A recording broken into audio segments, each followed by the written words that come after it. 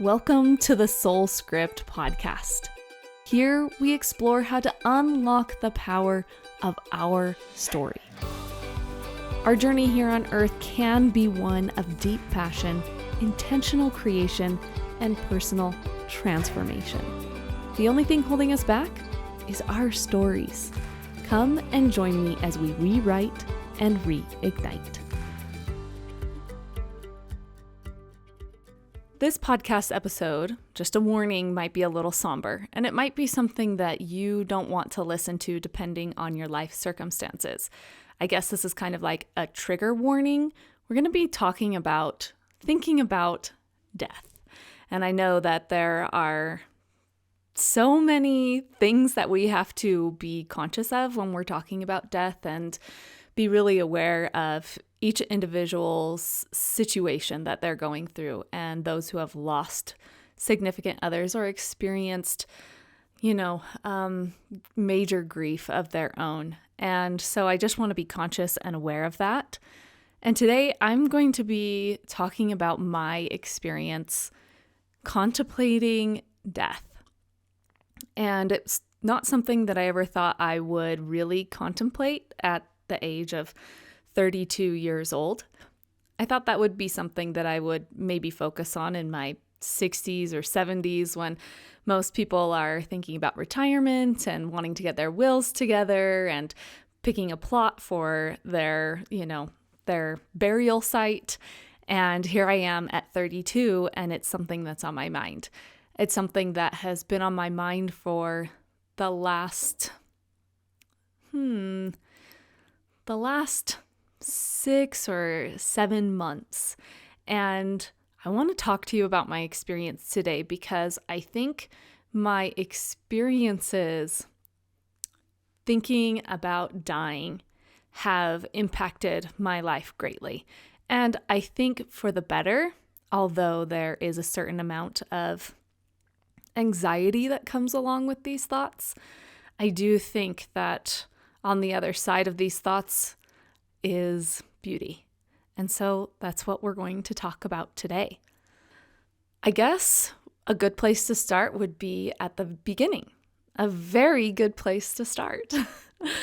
The beginning of this journey starts about 5 years ago when I was actually sitting in front of a camera, just kind of like I'm doing right now, actually this exact same camera.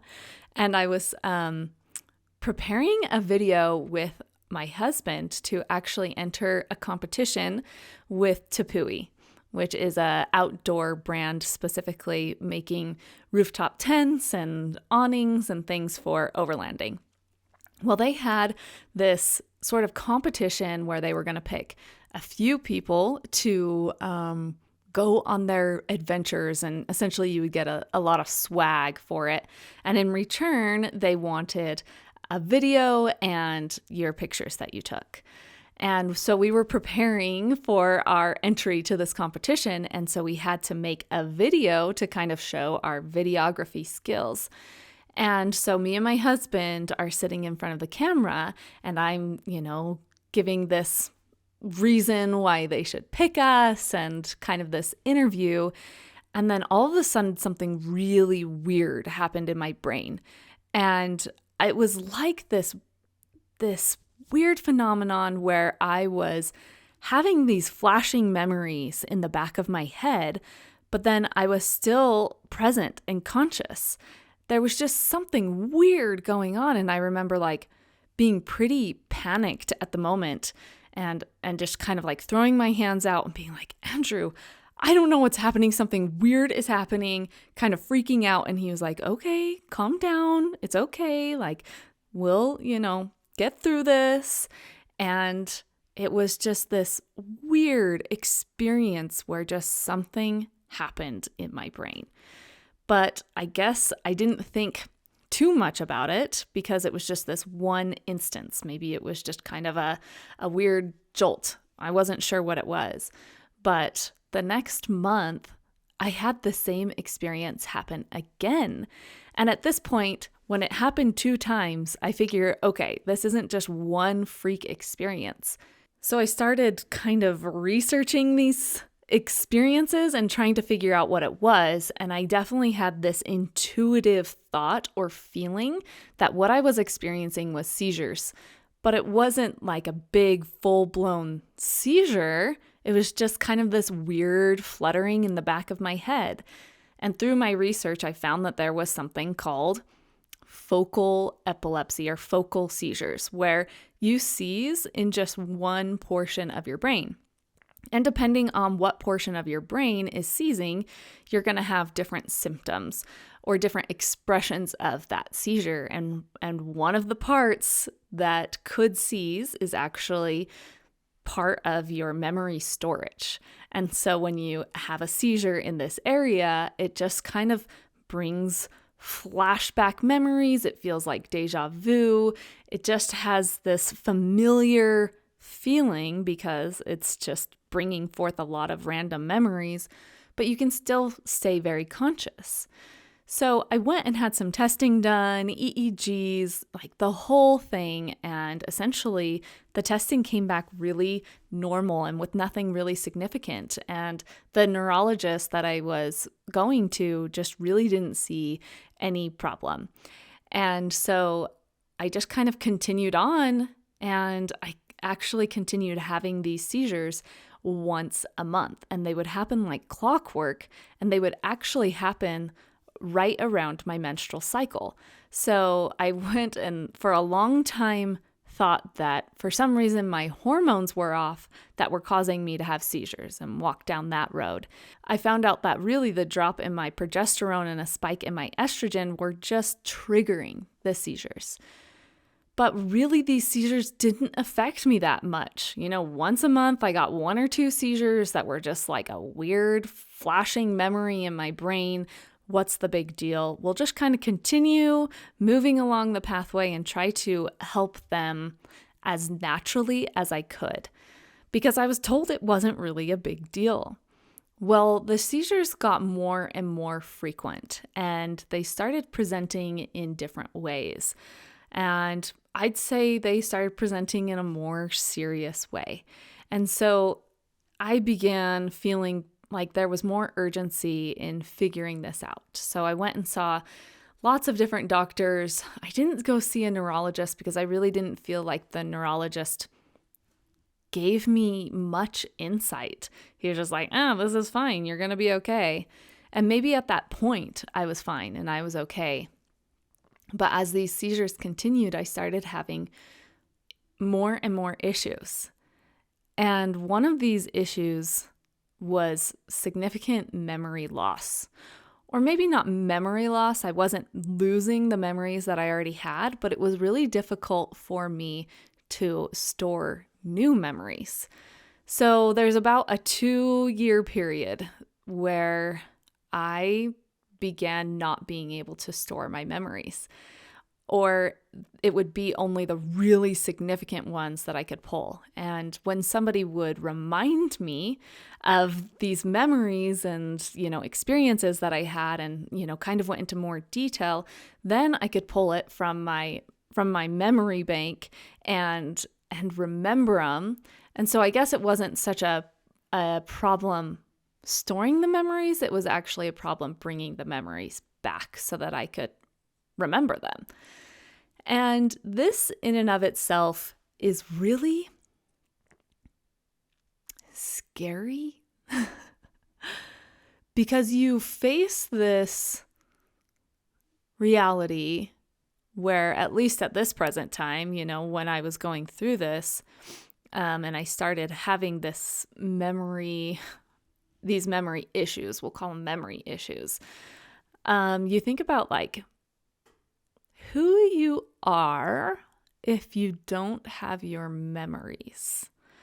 Because memories and experiences have been very, very high on my list of, who I am and what's really important.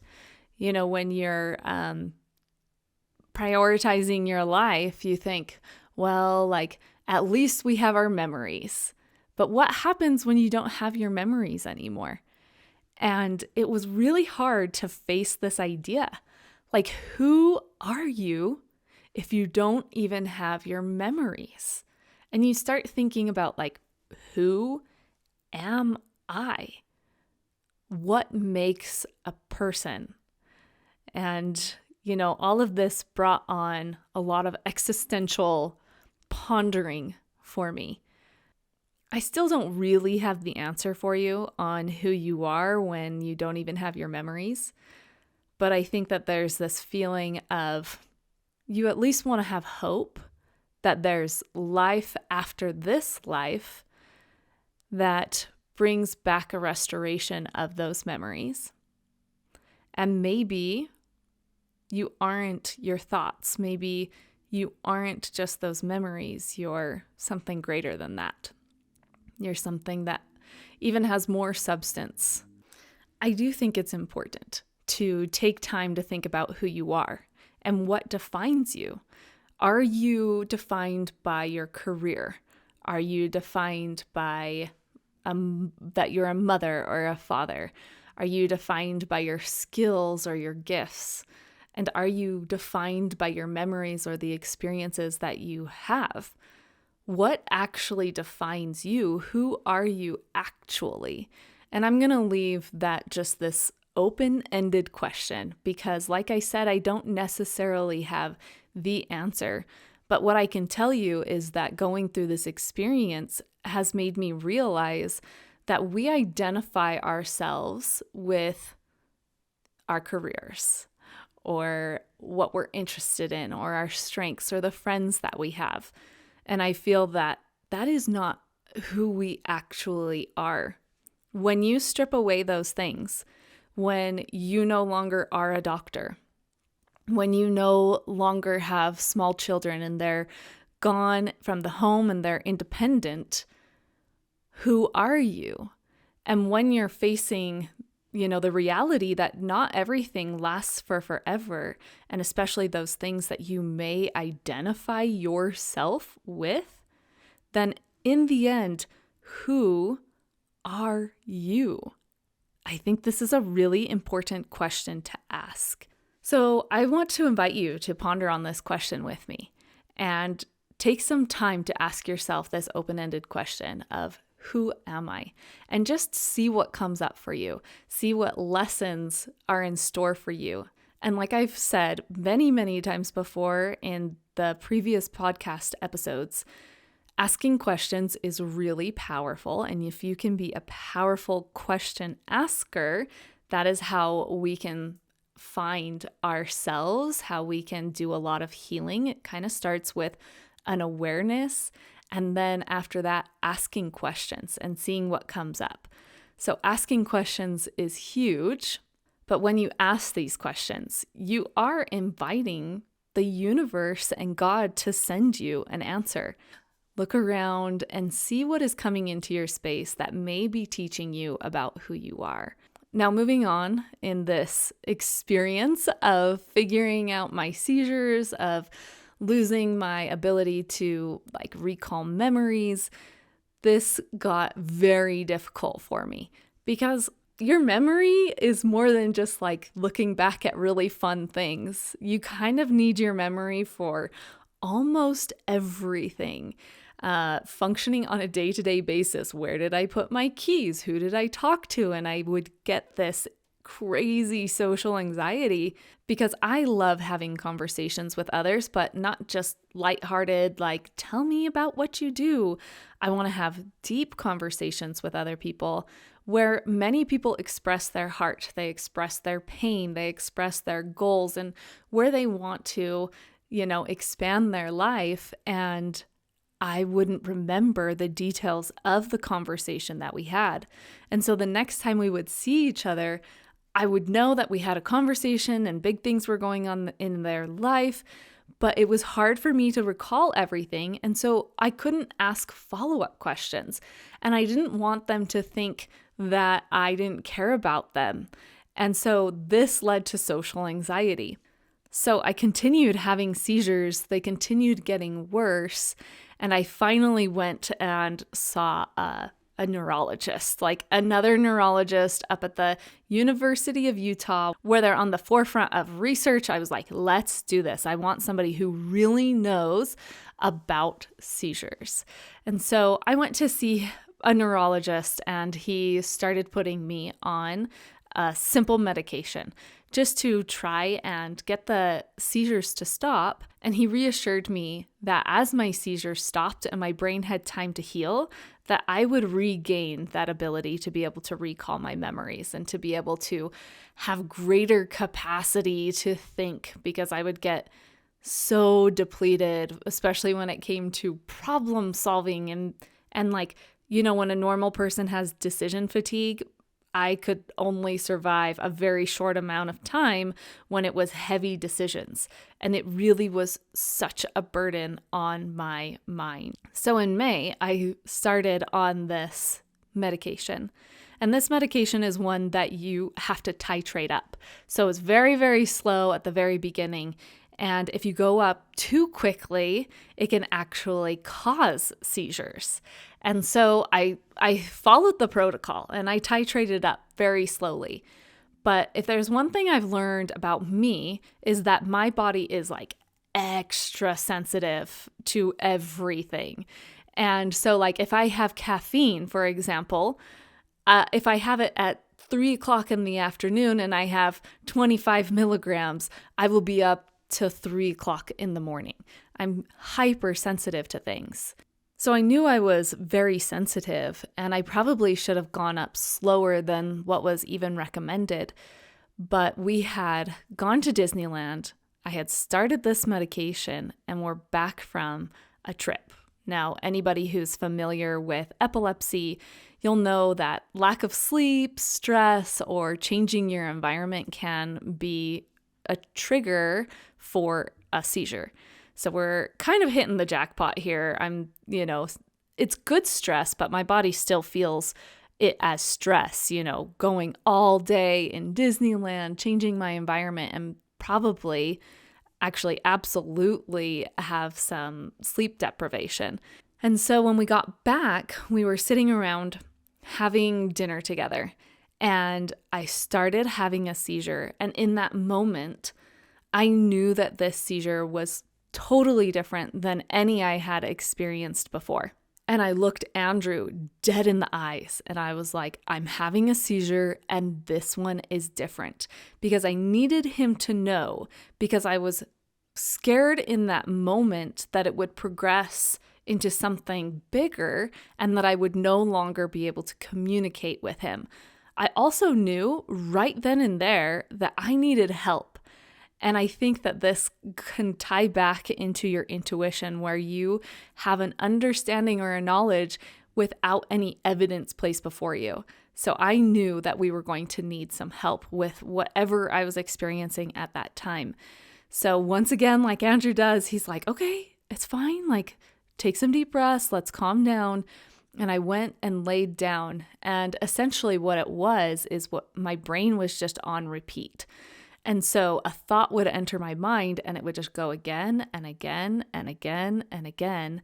And all of my motor ability was on repeat as well. So if I started a movement like scratching my face or something, I would continue scratching my face until I really forced my brain and said, stop scratching your face. But then I would put my hand down and I would continue the movement of putting my hand down and up until I stopped it again. And I was in panic at this point, because that's super scary. But not only that, this continued to happen. And usually my seizures only last like 30 seconds, maybe a minute at max. But this was continuing on, and the clock kept ticking. And, a minute went by, 5 minutes went by, 15 minutes went by. And I was like, Andrew, you need to get my sister. My sister is a nurse, and she at the time was living across the street from us. So we sent one of the kids over, and Ashley came over, and she was just kind of evaluating what was going on. And another 15 minutes or so pass, and she said, I think you need to get her to the hospital because these seizures aren't stopping. We get in the car, we get buckled up, and I'm still having these seizures with my brain on repeat and my body movements on repeat as well. And as we're driving along, I started to feel myself fade. And looking back, it was probably more like a fading of consciousness, maybe blacking out or something like that. But for me, at that time, it felt as if I was going to fade and that I wasn't going to come back. The interesting thing was that I had this immense peace at this thought of dying, and I was okay with it. And at that moment, I said, Andrew, I love you. I wasn't even crying. I just said it with force. And I said, I love you, and I want you to know that.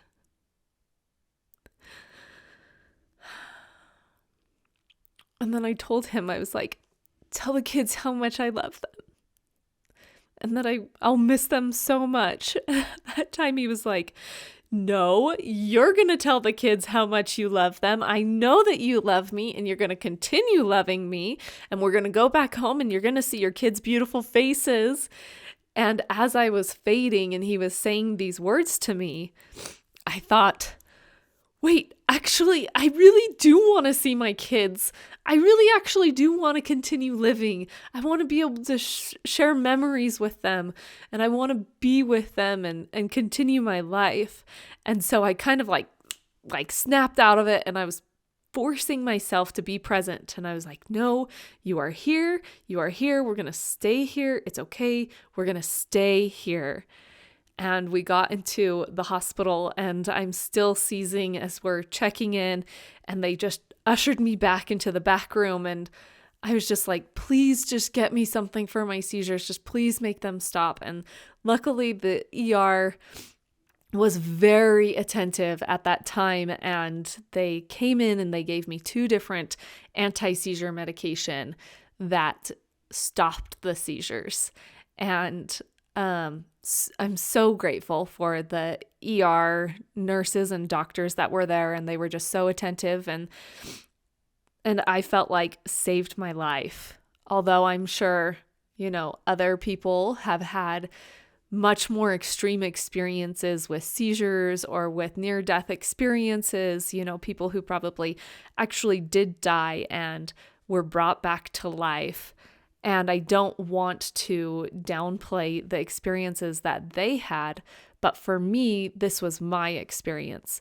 And whether or not I actually would have died or not, it felt that way. So I get home from the hospital and I sleep for almost like 36 hours straight because my brain was so tired and it needed time to recover without any stimulation. And I woke up from my 36 hours of sleep and I felt that I was different in that moment.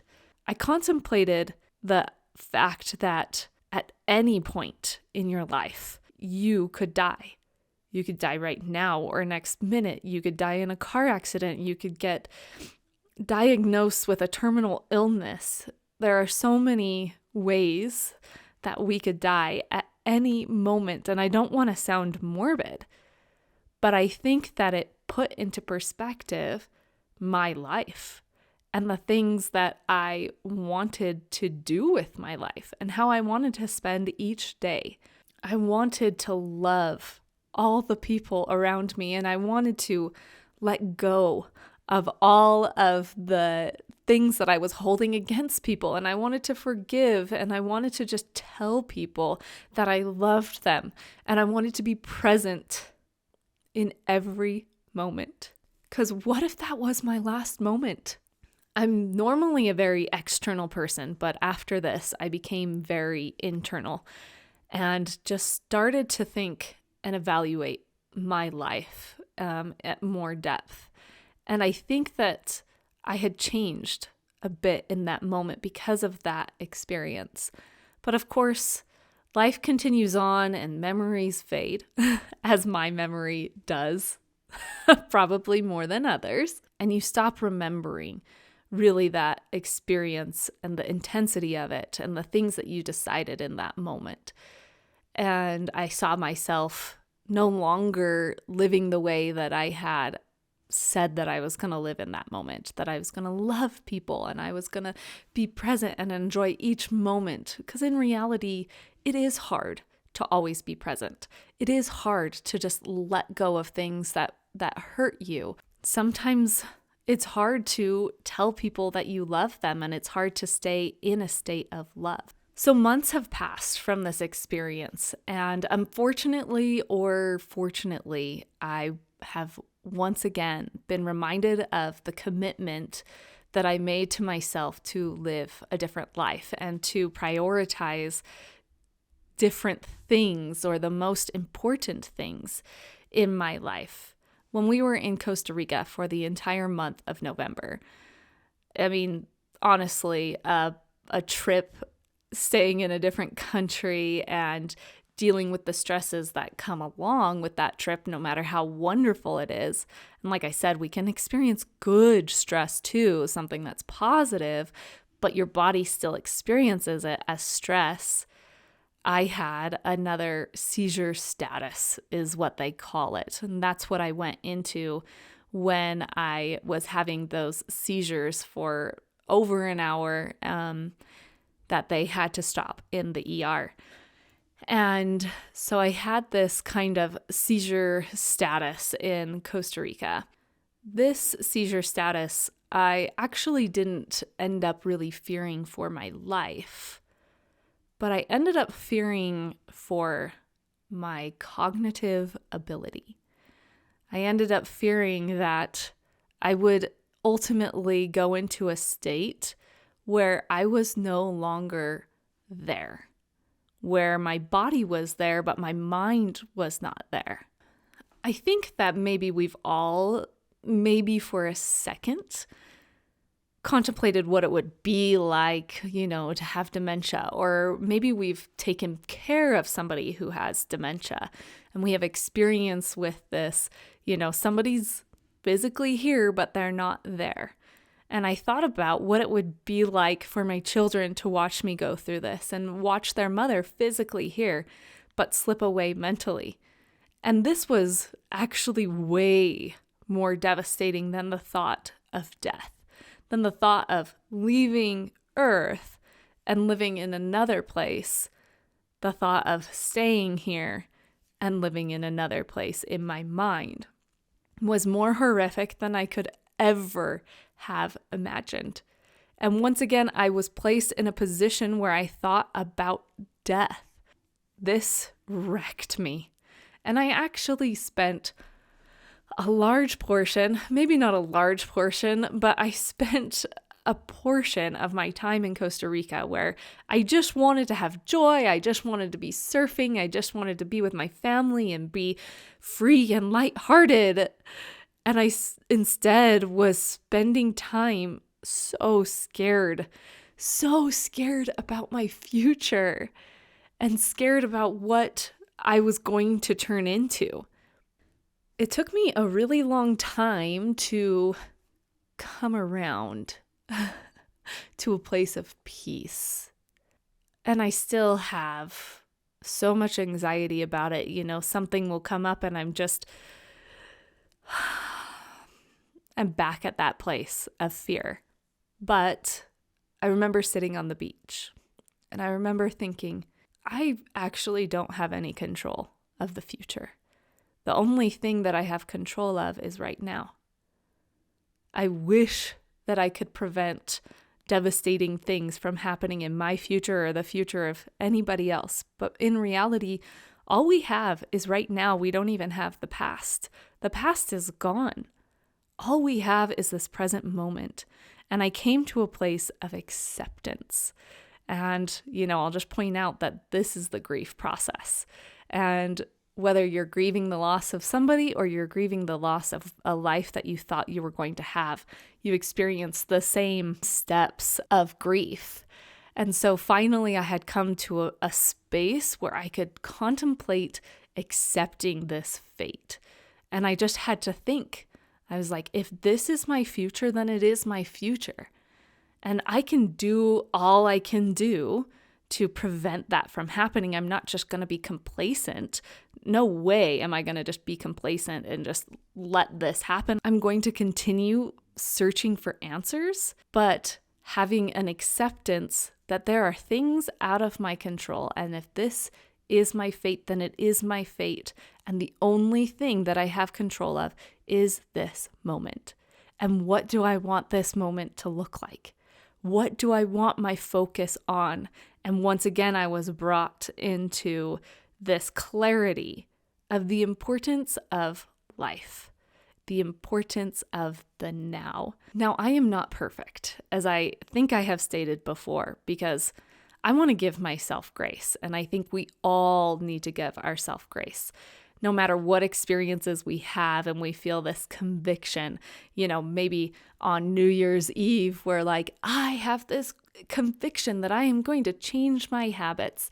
And a week later, it starts to fade. And then a month later, you hardly even remember the commitments that you made. And that is part of life. But I personally hope that I don't have to continue going through these traumatic experiences so that I can learn this lesson. I hope that this lesson is imprinted on my soul. And I hope for you that you don't have to go through these traumatic experiences to also have this idea in your mind of what is actually important in this life. If you were to die tomorrow, what would you want your loved ones to know? If you were to die tomorrow, how would you have wanted to spend today? What things would fade away and what things would come up as really important in your life? Death is something that we don't think about. There's the Barbie movie. If you've seen the Barbie movie, it's actually a really good movie. I cried multiple times within it as it struck a chord in me, but at the beginning, as she's kind of changing and fading out of this perfect little world, she is in the middle of this dance party and, they're all living the dream, all of these Barbies in Barbie land. And she says, do any of you guys think about death? Or something like that. Maybe it was, does anybody think about dying? And there's this record scratch, as everybody stops dancing and they just stare at her like that's the craziest thing anybody could ever say. And so then she's like, oh, I was just kidding, and she kind of goes on and decides that, okay, it's not okay to think about death. And in our culture, at least in America, we don't think about death. It's kind of taboo to think about death. In different cultures around the world, they are much closer to death. I think in America, and I don't necessarily want to just make this blanket statement, but for me, what I have seen is that in America, we are distanced from death, and it's very weird to think about death, and you're considered maybe a little off camber if that's the thing that you're thinking about. We're distanced from our loved ones that die. We take them to the mortician, and the mortician takes care of their body. They get placed into a coffin, or maybe they get cremated and somebody else places them in the ground. And I'm not disrespecting this way of honoring our loved ones that have passed on, but I do think it removes us from the process of death. And so I just want to think about that. And I invite you to think about that. And I want you to think about death, and not in a morbid, depressed way. Please don't let this be something that, really is depressing and overwhelming for you. I want you to think about death in a way where it puts your life into perspective. I want you to think about death so that your life can be more abundant, so that your life can be more fulfilling. I'd like to end this podcast by telling you how much I love you. Yes, you, a stranger, you, my friend, you, my family. I love you. And I will do my very best to let the things go that need to be let go. And I will do my very best to be present with you and to savor in the moments, even the bad, hard, painful moments. I will try and savor those moments because they are a part of life. And I will try to live the very best life that I can. I ask for forgiveness for the things that I have done that are not the best thing. And I ask for forgiveness for the things that I will inevitably do that do not live up to this commitment. I love you. And I will talk to you next time. Thanks for joining me today. If you enjoyed this episode, please subscribe, leave a review, and share it with someone who needs a little inspiration. Your support makes a world of difference. Until next time, keep rewriting and reigniting your story.